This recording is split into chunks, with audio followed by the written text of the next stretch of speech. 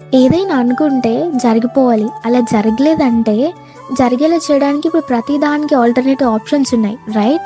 మనకి quick response కావాలి. అనుకోగానే జరిగిపోవాలి. అడగగానే వచ్చేయాలి. ప్రెజెంట్ ఇదే మైండ్‌సెట్‌తో ప్రేయర్ కూడా చేస్తున్నాం. మనకి ఒకరి హెల్ప్ కావాలంటే వాళ్ళ దగ్గర చాలా తగ్గించుకొని వాళ్ళ రెస్పాన్స్ కోసం వెయిట్ చేస్తూ ఉంటాం. అలానే గాడ్‌ని కూడా మనం అడిగినప్పుడు గాడ్ రెస్పాన్స్ కోసం మనం ఎంతో ఓపికగా వెయిట్ చేస్తూ ఉండాలి.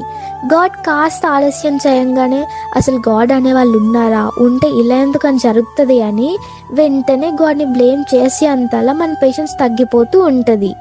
అడుగుడి మీకు ఇయ్యబడును, వెదకుడి మీకు దొరుకును, తట్టుడి మీకు తెరవబడును అని బైబిల్లో ఉంది.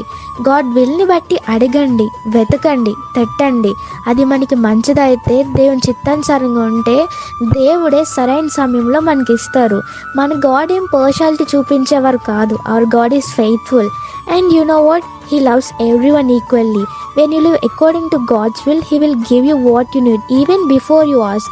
దేవుని చిత్తానుసారంగా అడగండి. దేవుని యొక్క సమాధానం కోసం ఓపికగా వేచి చూడండి.